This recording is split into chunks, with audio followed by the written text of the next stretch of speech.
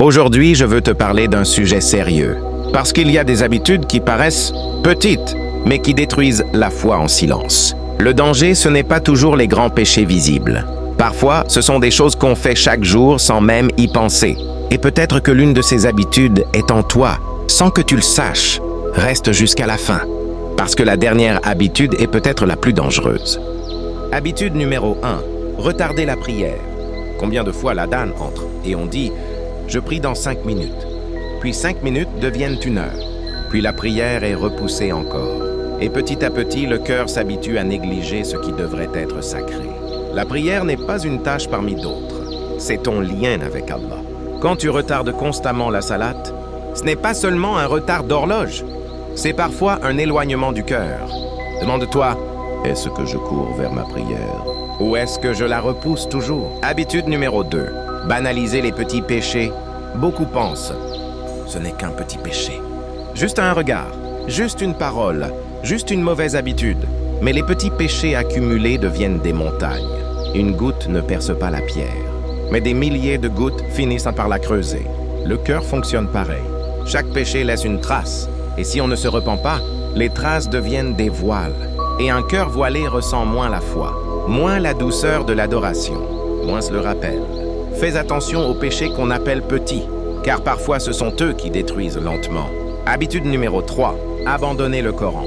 Beaucoup ouvrent leur téléphone 100 fois par jour, mais n'ouvrent presque jamais le Coran.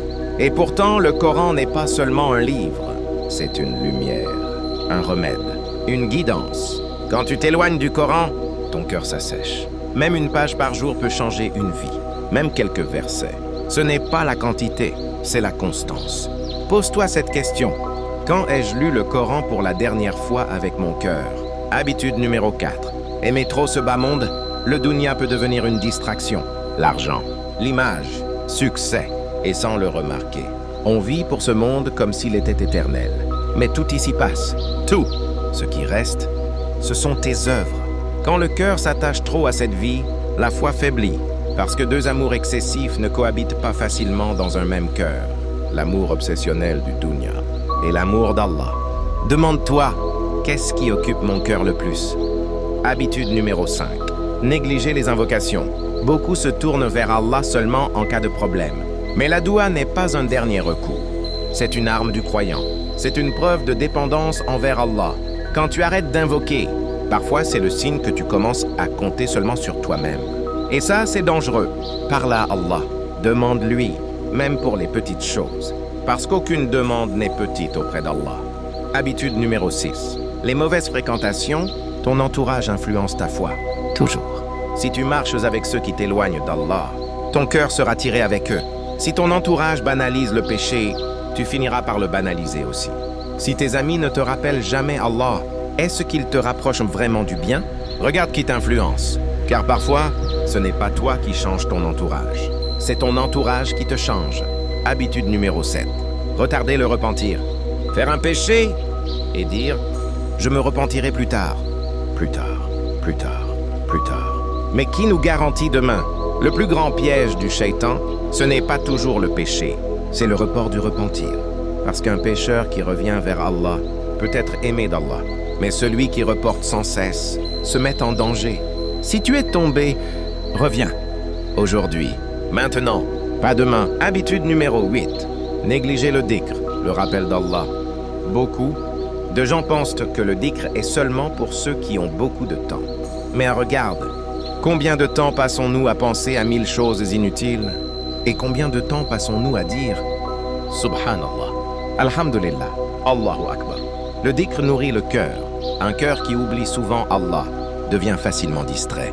Et un cœur distrait devient vulnérable. Le rappel d'Allah n'est pas une option pour les moments calmes. C'est une protection quotidienne. Parfois, l'affaiblissement de la foi ne vient pas d'un grand péché, mais simplement d'un cœur qui oublie de se rappeler Allah. Demande-toi, combien de fois aujourd'hui ma langue a fait du dhikr? Habitude numéro 9. Perdre son temps dans ce qui ne profite pas. Le temps est une richesse que beaucoup gaspillent sans s'en rendre compte. Des heures à scroller, des heures à regarder des choses inutiles, des heures perdues, qui ne reviendront jamais. Le problème n'est pas seulement le temps perdu, c'est ce qu'il remplace. Parce que chaque heure gaspillée et peut-être 1 heure qu'on aurait pu utiliser pour se rapprocher d'Allah. Le croyant protège son temps, car il sait que la vie n'est qu'une série de moments et que chaque moment compte. Pose-toi cette question. Où part mon temps chaque jour? Habitude numéro 10. L'orgueil discret. Il existe un orgueil visible et un orgueil caché. Le plus dangereux est parfois celui qu'on ne voit pas en soi. Se croire meilleur que les autres. Mépriser quelqu'un intérieurement. Refuser un conseil parce qu'il blesse notre ego. L'orgueil est subtil. Il entre parfois dans le cœur sans bruit. Et pourtant, il peut détruire énormément. Un cœur humble se rapproche d'Allah.